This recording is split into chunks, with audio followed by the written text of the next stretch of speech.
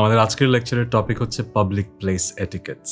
Etiquette শব্দটা আমরা বেশ কয়েকবার শুনেছি, আবার একটু ঝালাই করে নিই। এটিকেট হচ্ছে basically social code of conduct govern by a sense of politeness. সহজ ভাষায় বললে শিষ্টাচার, মানে আমি আমার ভদ্রতার মানদণ্ডে যাচাই করে যখন কোনো কাজ করছি সেটাই হচ্ছে এটিকেট মেনে কাজ করা, কথা বলা। এখন পাবলিক প্লেসের কিছু এটিকেট আছে। আমি হয়তো ঘরে বসে যেভাবে কিছু আচার আচরণ নর্মাল হতে পারে, পাবলিক প্লেসে সেটা না। যেরকম একটু কদর্য একটা উদাহরণ দিই। আপনি অফিস এনভায়রনমেন্টে আছেন, আপনি যদি হাঁচি আসে, আপনি কি মুখ না ঢেকে হাঁচি দেবেন? আপনি তো দেবেন না। এটা পাবলিক প্লেস এটিকেটের ব্যাপার। আপনি আপনার নিজের ঘরে আছেন, আপনি একা আছেন, হাঁচি দিতেই পারেন, এটা আপনার ব্যাপার। এর চেয়েও কদর্য অনেক কিছু আমরা রেগুলারলি করি। আমাদের হয়তো আঙুলটা এমন জায়গায় প্রবেশ করিয়ে দিই যেটা দেখতে খুব খারাপ লাগবে পাবলিক প্লেসে। সো এরকম কাজ করা যাবে না। সো এটা হচ্ছে বেসিক্যালি একটা উদাহরণ দিয়ে বোঝালাম এটিকেট বুঝতে সুবিধার জন্য। কিন্তু আসলে এটিকেট অনেক বড় একটা টপিক। আমাদের আজকের লেকচারে আমি যতটুকু পারি একটা এক্সস্টিভ লিস্ট তৈরি করার চেষ্টা করব, যেখানে সব কিছুই থাকবে, যে পাবলিক প্লেসে কী কী করা যাবে এবং কী কী করা যাবে না।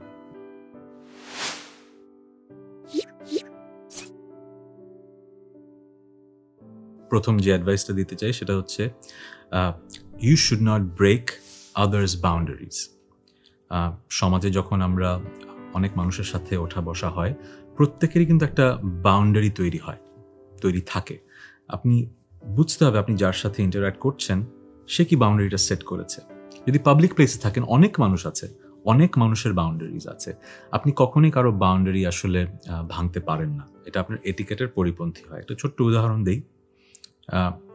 ধরেন এলিভেটরের সামনে আপনি দাঁড়িয়ে আছেন, যিনি এলিভেটরের ভেতরে আছেন তিনি কিন্তু প্রথমে বের হবেন, তারপরে কিন্তু আপনি ভেতরে যাবেন। সো তিনি কিন্তু আসলে দরজা খোলার সাথে সাথেই বের হবেন, তার বাউন্ডারিটা কিন্তু তিনি আগাচ্ছেন, তার সাথে সাথে বাউন্ডারি নিয়েই তিনি আগাচ্ছেন। এখন আপনি এলিভেটরের বাইরে আছে, আপনি যদি এমনভাবে দাঁড়িয়ে থাকেন যে আপনিও ঢুকে যাচ্ছেন, আপনার যদি এই সেন্সটা না থাকে যে ভেতরে একজন থাকতে পারে এবং তিনি তো আগে বেরোবেন তারপরে তো আপনি ঢুকবেন, তাহলে কি হচ্ছে, আপনি কিন্তু আসলে তার বাউন্ডারিটা আগে থেকে ইনট্রুড করছেন।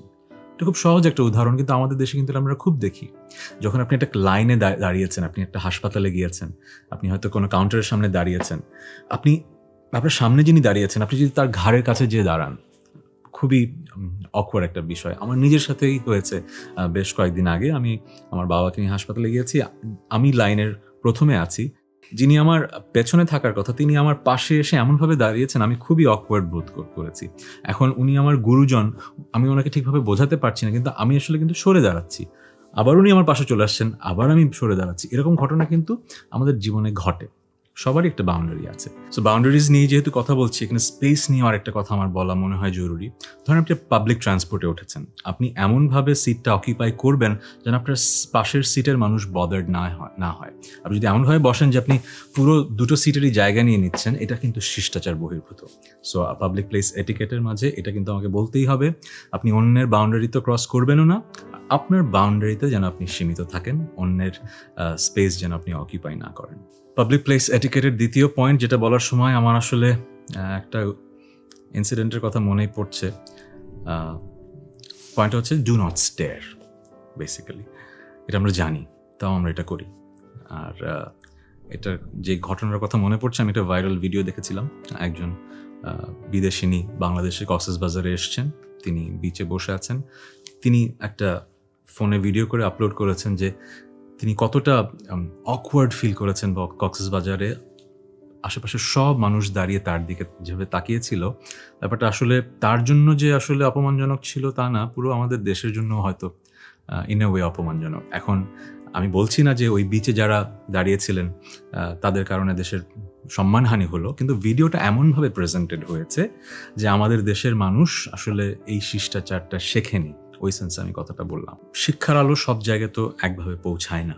সো আমরা তো সবার কাছে একই রকমের ব্যবহার এক্সপেক্ট করতে পারি না, কিন্তু অ্যাট দ্য সেম টাইম আমাদের তো চেষ্টা চালাতে হবে সবার কাছে এই মেসেজটা পৌঁছে দেয়া, বিদেশিনী হোক অথবা আমাদের দেশের কেউ হোক, কারো দিকে এভাবে তাকিয়ে থাকা যায় না।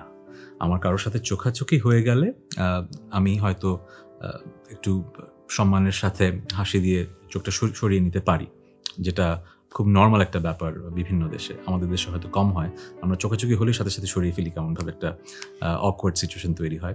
কিন্তু কতক্ষণ তাকিয়ে থাকবো একজন অনাকাঙ্ক্ষিত মানুষ হিসেবে একজন অপরিচিত মানুষের দিকে, এই ব্যাপারটা কিন্তু আমাদের আসলে শেখা হয়নি আমার কেন যেন মনে হয়।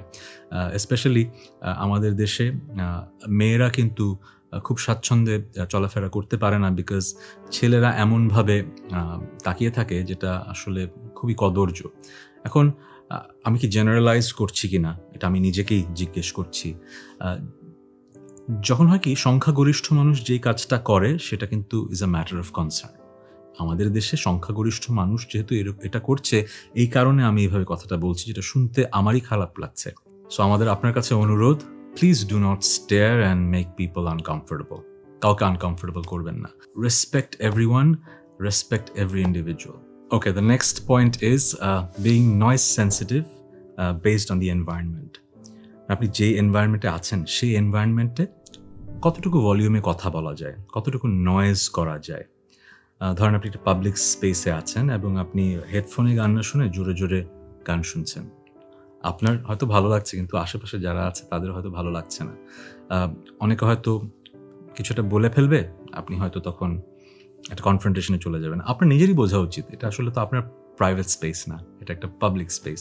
সো এমন কোনো শব্দ তৈরি করা উচিত না যেটা অন্য কাউকে বদার করবে। অথবা আপনি বন্ধুদের সাথেই আড্ডা দিচ্ছেন একটা পাবলিক বাসে, হয়তো রাতের বাসে আপনি কক্সবাজার যাচ্ছেন, প্রথম ট্রিপ, কলেজ পাস করেছেন অথবা কলেজে আছেন, খুব মজার আড্ডা হচ্ছে, কিন্তু আপনার বুঝতে হবে যে এখানে তো আরও মানুষ আছে যারা একটু ঘুমানোর চেষ্টা করছে।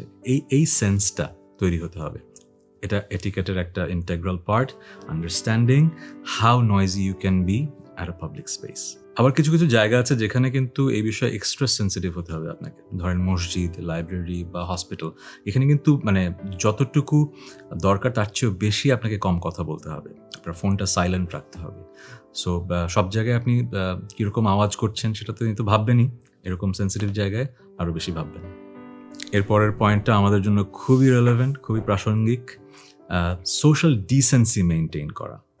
সোশ্যাল ডিসেন্সি মানে হচ্ছে অনেক কিছু আছে যেটা নন ভার্বাল কিউ হিসেবে কাজ হয়, এগুলো আপনি করছেন হয়তো অজান্তে, কিন্তু মানুষ আপনাকে জাজ করছে, এমন একটা নেগেটিভ ব্যাপার কমিউনিকেটেড হয়ে যাচ্ছে এটা আপনি বুঝতেও পারছেন না। আমি একটা এক্সাম্পল দিই।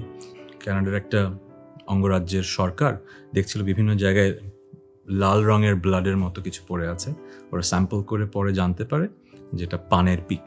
সো উপমহাদেশের আমরা যারা আছি, যেসব জায়গায় থাকি, তারা নাকি ওইসব জায়গায় পানের পিক ফেলি, এবং এই কারণে ওই অঙ্গরাজ্যের পান খাওয়াটা ব্যান করে দেওয়া হয়।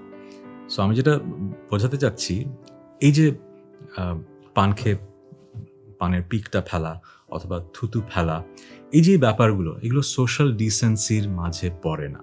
এটা আসলে আমাদের নিজেদেরকেও ছোট করে, আমাদের জাতিগত সত্তাকেও কিন্তু ছোট করে। সো শুধু যে বিদেশে গেলে এরকম করবো তা না, আমাদের দেশের মাঝেও আমাদের কিন্তু এটা করা উচিত না। ধরেন আমরা গাড়ি দিয়ে কোথাও যাচ্ছি, একটা চিপসের প্যাকেট আমার হাতে আছে, শেষ, আমি জানালা দিয়ে বাইরে ফেলে দিচ্ছি। আমরা কজন এই কাজটা করেছি যদি নিজেরাই জিজ্ঞেস করি? আসলে এটা কিন্তু আসলে আমার এই ভিডিও দেখে যে আপনাকে শিখতে হবে তা কিন্তু না। এই ব্যাপারটা আমরা জানি, আমরা অনেক ব্যাপার জেনেও আসলে প্রতিনিয়ত ভুল করে যাচ্ছি।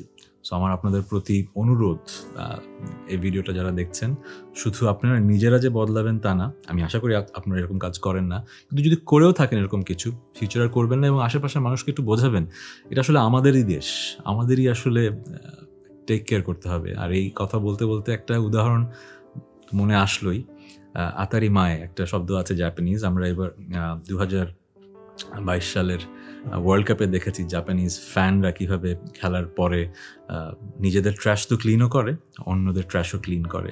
সো ওরা মনে করে যে আমার মনটা যেহেতু সুন্দর, আমি যেখানে আছি সেই জায়গাটা আমি সুন্দর রাখতে চাই। এই যে সেন্সটা, এটা তো ওদের কালচারাল ইন্টেগ্রাল পার্ট। আমরা কেন বিভিন্ন দেশের সুন্দর কালচারাল এলিমেন্টগুলো আয়ত্ত করব না? এটা চলেন না আমরা আয়ত্ত করে ফেলি আমাদের পাবলিক স্পেসে, আমাদের এটিকেটের অংশ হিসেবে। আমরা নিজেরা যেরকম সুন্দর থাকবো, আমরা যে পাবলিক স্পেসটা অকুপাই করি সেটাও সুন্দর রাখার চেষ্টায় নিয়োজিত থাকবো। পাবলিক প্লেস এটিকেট নিয়ে কথা বলতে গেলে আসলে অনেক বিষয় নিয়ে কথা বলতে হয়, কিন্তু আমি সেই বিষয়গুলো নিয়ে কথা বললাম যেগুলো আসলে কিছু একটা কমিউনিকেট করে আপনার সম্পর্কে। কিন্তু একটা টপিক আমি আসলে এড়িয়ে যেতে পারছি না। এটা আসলে পার্সোনাল কমিউনিকেশনের কোনো ব্যাপার হয়তো ডিরেক্টলি না, কিন্তু যেহেতু এই টপিকটা নিয়ে কথা বলছি, এটা আসলে এড়িয়ে যাওয়া যাবে না। পাবলিক প্লেস এটিকেটের মাঝে একটা ব্যাপার আমি খেয়াল করেছি, আমাদের দেশে আমরা এই এটিকেটটা ফলো করি না। যখন কোথাও কোনো দুর্ঘটনা হলো, আমরা কিন্তু সবাই সেখানে ভিড় জমাই, এবং পাবলিক প্লেসটা কিন্তু ইন আ ওয়ে কন্টামিনেট করছি। কারণ যখন দুর্যোগ বা দুর্ঘটনা হচ্ছে, এখানে কিন্তু ফায়ার ডিপার্টমেন্ট অথবা যারা ফার্স্ট রেসপন্ডার তাদেরকে পৌঁছাতে হবে। আমরা যেটা করি, একটা কোথাও আগুন লেগে গেলে এমন ভিড় জমিয়ে ফেলি যে যাদের আসলে সেখানে পৌঁছানোর কথা তারাই পৌঁছাতে পারে না। পাবলিক প্লেস এটিকেটের এটা কিন্তু অংশ। আমাকে বুঝতে হবে এই পাবলিক প্লেসটা আমি অকিউপাই করতে পারি কি পারি না। কোথাও কিছু একটা অঘটন ঘটে গেলেই হাজার হাজার মানুষ ভিড় করে ওই জায়গায় আমরা আরও দুর্যোগটা বাড়িয়ে ফেলি। এটা যেন আমরা না করি। আপনারা বলতে পারেন যে কমিউনিকেশনের সাথে হয়তো আগের পয়েন্টগুলোর মিল আছে, কিন্তু এটার সাথে তো খুব একটা মিল পাচ্ছি না। আমি এই জন্যই বলে নিলাম যে কমিউনিকেশনের সাথে হয়তো এই এটিকেটটার ডিরেক্ট কোনো রিলেশনশিপ আপনি পাচ্ছেন না, কিন্তু এই জিনিসটা কিন্তু জাতিগতভাবে একটা জিনিস ব্যাপার কমিউনিকেট করে। যখন আমরা প্রতিনিয়ত টিভিতে দেখছি যে কোথাও কোনো দুর্যোগ হলে আমরা ভিড় জমিয়ে ফেলছি, তাহলে আমাদের জাতিসত্তা হিসেবে আমরা কমিউনিকেট করছি একে অপরের কাছে যে আমাদের কমন সেন্সটা একটু কম। সো আমাদের নিজেদেরই বুঝতে হবে যে কোথাও কোনো দুর্ঘটনা হলে যারা ফার্স্ট রেসপন্ডার, দুর্যোগ মোকাবেলার কাজ করেন, তাদের যাতায়াতে যেন আমরা কোনো রকমের ব্যাঘাত না ঘটাই। এটা আমাদের জাতিগত সত্তার উন্নয়নের জন্যই আসলে এই কথাটা আমার বলার দরকার ছিল। সো এই ছিল পাবলিক প্লেস এটিকেট নিয়ে কথা। আশা করি এই কথাগুলো যদি আপনাদের মনে থাকে, তাহলে আমাদের দেশের পাবলিক স্পেস আরেকটু সুস্থ সুন্দর হবে।